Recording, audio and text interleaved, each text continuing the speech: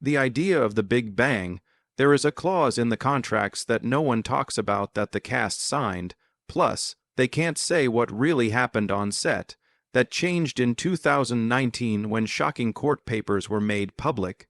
Threats of rape, murder, and home invasions were made against the female stars. One actor had to sign papers saying she could wake up without her leg.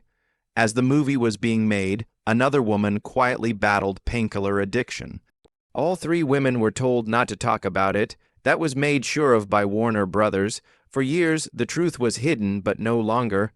The Big Bang Theory almost looked like something else. When Chuck Lorre and Bill Paddy first pitched the idea in 2006, they didn't have any female characters in mind. There was only Leonard, Sheldon, and one more person. Three guys who are all nerds in a world full of them. No women. Studios at the time didn't think it was possible for women to do well in science comedies. But when they showed it to test groups, it was clear what they thought. There was a problem. It seemed like the show was too flat and small. So, the people who made it added a female star. Sharon Walsh played that part at first. Katie was the name of her role. Rude, and a little cold. People who tried her didn't like her. Leonard and Sheldon were supposed to be quiet and shy, but her energy made them fight. The people in charge at CBS weren't either.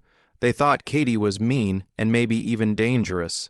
The show almost didn't happen at all before it started. The designers didn't give up, though. They changed everything. Katie was changed into Penny, and Kay Cuoco was brought in. That change changed everything. Penny was nice, fun, and warm. She gave the show the human touch it needed. Even though she wasn't a scientist, she helped people understand what the experts were saying. Later, two more female figures, Bernadette and Amy, were added. That changed how the show felt as a whole. No longer was it just about nerdy guys. The story turned into one about friendship, love, and being awkward in public on both sides. The stress level rose as the show got bigger. Each of Kay Cuoco, Jim Parsons, and Johnny Galecki was making around $1 million per show by 2014. It was worth more than $1 billion to have the rights to syndicate. During the 2013-2014 season, a 302 spot cost $326 to $160, which was second only to NFL games. How you looked became very important when that much money was at stake. Mel Rowell, Mim Balak, and Kay all felt the weight. They had to keep being liked. Even a mistake that doesn't happen on screen could hurt the company.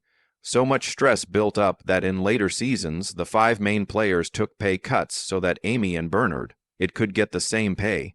It proved how important the women had become, but it also made it harder for them to stay public. There was doubt even before Amy Farrah Fowler became a fan favorite. The people at CBS weren't sure if people would accept a woman researcher as strange and smart as Sheldon. They were afraid that people would find her too scary, but they were wrong. May Bialik gave Amy a funny, likable, and real personality. The show got more exciting with her and Melissa Rowell on it. Amy's story got her a Nobel Prize. Bialik herself was nominated for 4 Emmys. People not only accepted smart women scientists, they loved them. There was another twist going on behind the scenes. In real life, Kay Cuoco and Johnny Galecki, who played Penny and Leonard, were dating in the early years of the show.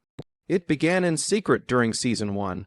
Johnny didn't get it, but Kay did right away. After that, they saw that something had changed while shooting a scene for the episode The Nerdvana Annihilation in an elevator shaft. They liked each other that day, but didn't tell anyone. They didn't say anything because they were afraid it would violate their contracts or hurt the show.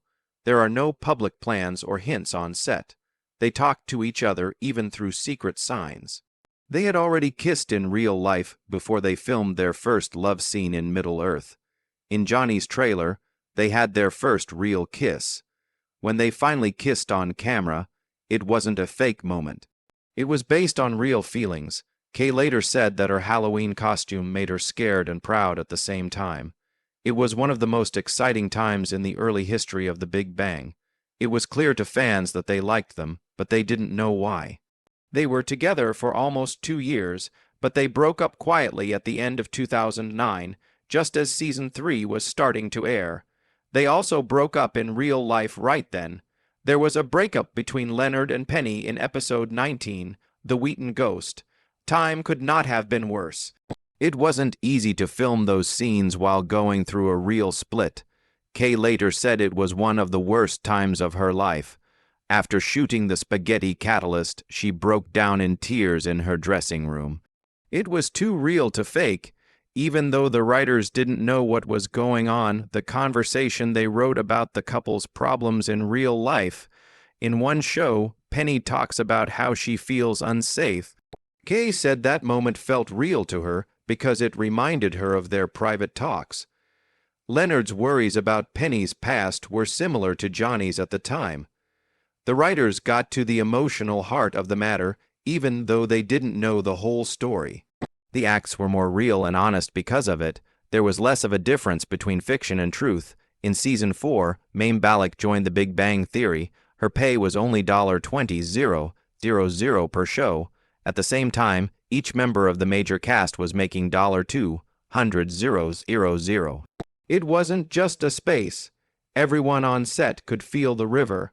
Mayim was added as a side character, but fans quickly became attached to her. She was already well known for Blossom and has a PhD in neuroscience.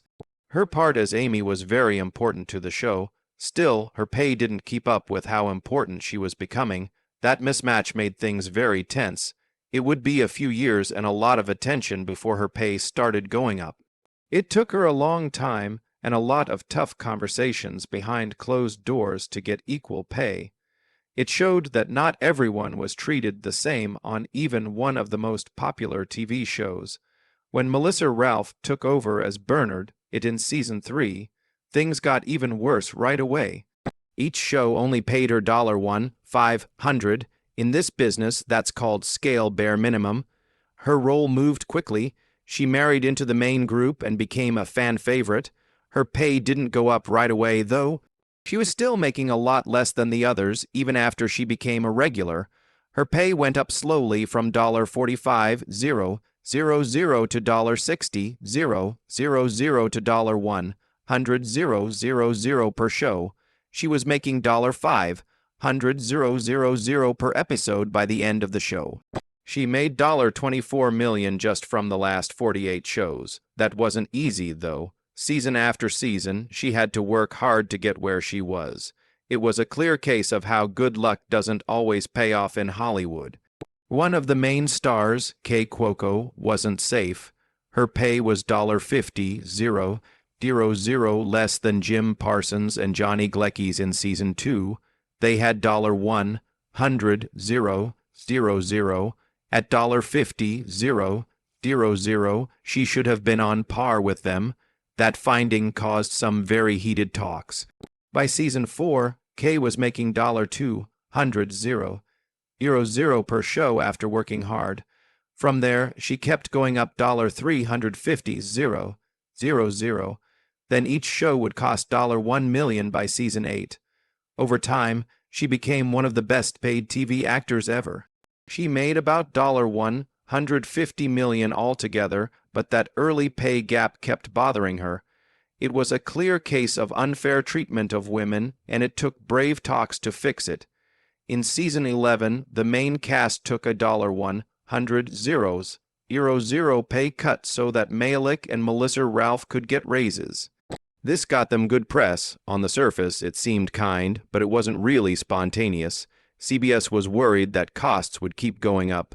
Jim Parsons, Johnny Galecki, Kay Cuoco, Simon Helberg, and Kunal Nayyar were the main 5 artists. Each made $1 million per show. Bialik and Ral had only $200,000 left. CBS made a choice to keep everyone on board for the last few seasons. Each of the 5 top stars lost $900,000. That made $500,000 per show available, which raised Pollock and Ral to $450,000 each. It was good for PR, but it wasn't smart with the money. For those cuts, the show might not have been able to hold together. It was a business move, but not every cast member agreed with the pay raises.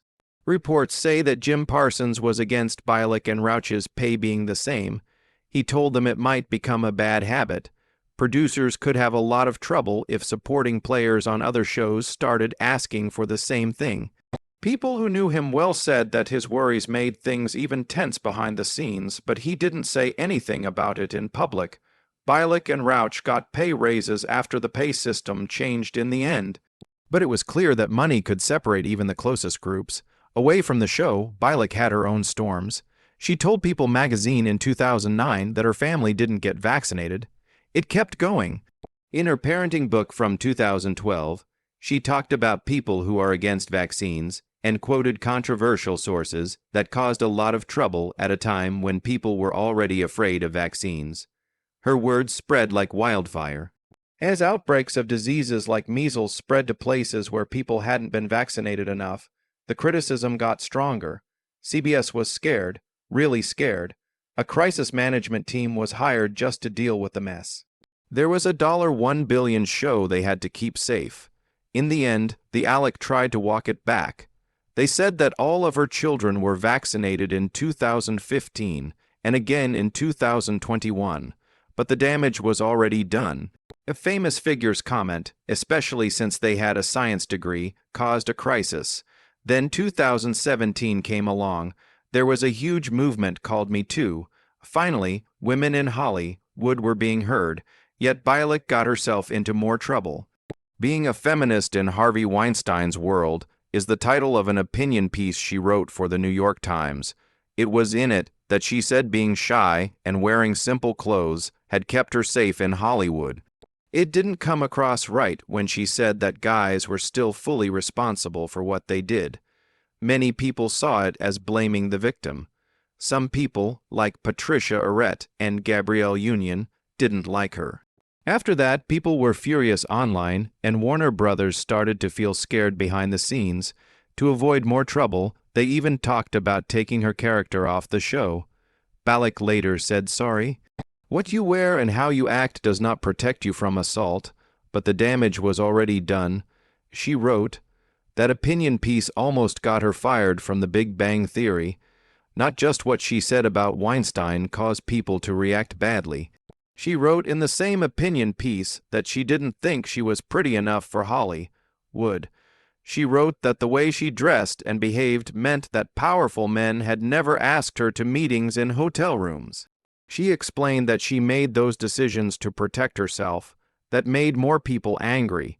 It sounded like she was saying that if other women had done the same things, they could have escaped being abused. Patricia Arquette said in a tweet that she had been bullied as a child. Some people told sad stories. It didn't hold back on the web. It didn't matter that Bialik kept making her point clear. Her reputation took a big hit again. People didn't think less of her because she had a background in science. She really did have a PhD in neuroscience. Her schoolwork was even a part of who she was as a person, but that trustworthiness was also called into question. She said some bad things about mental health on social media. Some fans and experts began to doubt her skills. Some people told her she hadn't released any real research since she got her PhD. For more than 10 years, she hadn't taught or worked in science. Some people said she was sharing false information when she talked about things like neurodivergence or supplements. People on sites like Reddit talked about whether her degree was still useful. It was clear that just because you have a PhD doesn't mean you're always right. And a scientific reaction can happen over even a small mistake for someone in the public eye. In a split second, Hey Cuoco had no idea how much her life would change. In September 2010, she was riding horses in Los Angeles. A moment that was meant to be peaceful turned into a nightmare. She fell off the horse. What a scary turn of events. It tried to jump over her but landed right on her left leg. It had a terrible effect. Her bones broke so badly that they went all the way through her skin. Her tibia and fibula were both broken. A compound fracture is the worst kind of break for doctors. Things got even worse when they got to the hospital. The doctors told her that they might have to cut off the leg. That she knew she could wake up without it was written on a form she had to sign before surgery. At that point, everything stopped. After the fact, Chuck Lorre, who made The Big Bang Theory, said it was the scariest time in the show's 12 years. She got lucky. Doctor is a top orthopedic expert. Stephen Lombardo was free at the time. He did the surgery in 2 hours. That speed kept her leg from getting hurt. 2 weeks later, she shocked everyone by walking out in a boot. She only missed 2 shows of the show. The physical and mental pain Cuoco went through lasted a long time, but she used the scars to remind herself of how strong she was. It wasn't over for her, though. Fans didn't know about another problem that started to get worse while she was getting better. Cuoco became hooked on the painkillers her doctor gave her. The pain and the fog that came after it were both real. Her speech got slurred. Her lines had to be fixed by editors for extra hours just to make sure they sounded right. To hide what was going on, they even re-recorded sound. Outside of the set, no one knew what she was going through. It was important for the show to stay funny. Penny had to keep her mind sharp, but Cuoco was quietly fighting her pain, her medications, and the push to act like everything was fine. The production team kept her out of the spotlight so that the show would go on as planned. People who saw it didn't know what was going on. Then, in 2016, a different kind of storm came. This time it was from the people. Cuoco shared a picture of her dog sitting on an American flag on July 4. It's likely that she thought it was cute. The internet didn't agree as well. The reaction happened right away and was huge. Some people said she was insulting the flag. Even though she took down the post and said she was sorry, the hate had already grown. She began getting death threats. The FBI got involved because they were so bad. Federal agents kept an eye on things and even protected her.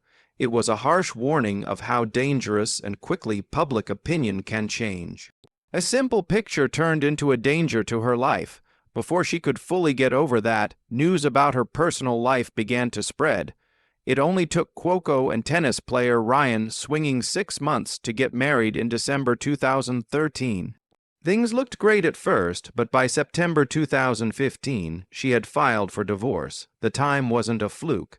Season 8 of the show was about to start. It was all about the ratings. She felt like she had to keep up a good picture.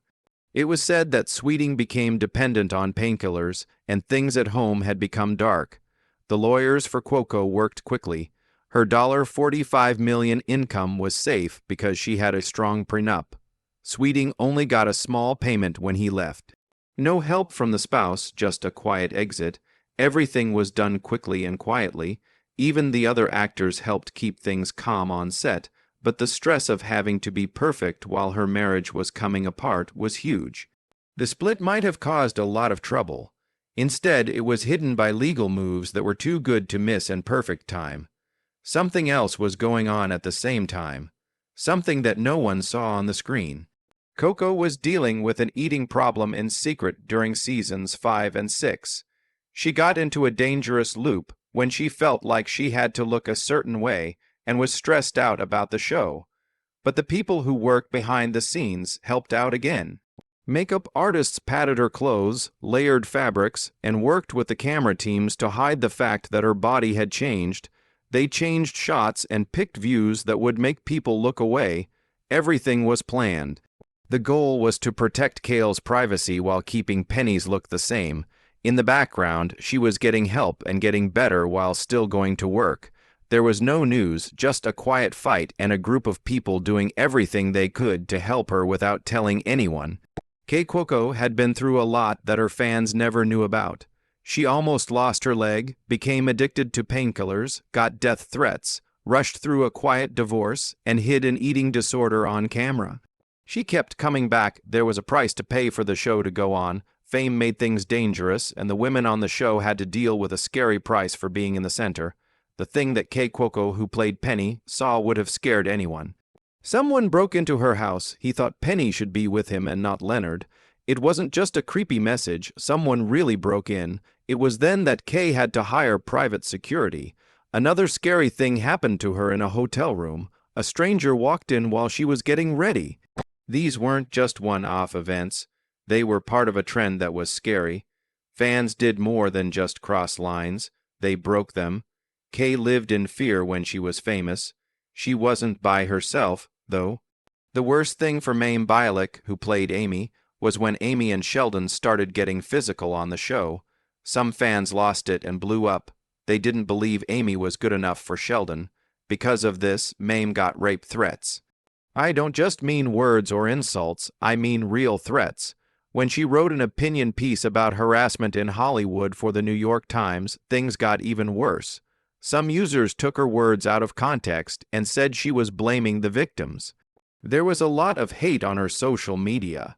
May finally had to go live on Facebook to just explain herself and beg people to understand. She wasn't just an actor having fun. There was a real person being hurt because she did her job. The actress Melissa Rauch, who played Bernadette, also got involved. People didn't like how she treated Howard in the show. Fans were mad at the writers, but some of them went after Melissa instead. They put her home address on the internet. Doxing is the word for this type of attack. It's not just bullying on the internet. It's not safe. It risks people's lives. Imagine being able to tell anyone where your house is. Melissa had to deal with that fear every day. The actors were told to keep quiet during the whole thing. Don't respond to the hate. Don't respond to the trolls. Don't post anything that might spark more fire. Producers and managers told them. Even when fans falsely accused May of making fun of their art, she was told to keep quiet. There was a lot of pressure on the actresses, and it wasn't just from strangers. It crept into their everyday lives, and social media turned into a minefield where people judged their bodies. But they didn't say anything, and it made things worse. Fans saw it as weakness, or even worse, guilt. Every post, photo, and word they made public became a target. Kay talked about how painful it was to go through divorce, and people made fun of her online. Mayim got extra hate because she talked about feminism, which made men hate her. Melissa was afraid that anyone could show up at her door. Eventually, all three women had to go to therapy. It wasn't because they did something wrong, but because being famous had made them vulnerable. Being loved by millions of people didn't protect them. In fact, it made things worse. The same people who cheered for them on TV were following them around or bothering them online. It hurt their mental health. The laughs on screen covered up the pain off screen. They were actresses on a sitcom, but their stories became symbols of something much bigger. They show what happens when fans become abusive, when praise turns into control, and when people forget that celebrities are real people. Kaylee, Mayim, and Melissa kept showing up, acting, smiling, and doing interviews.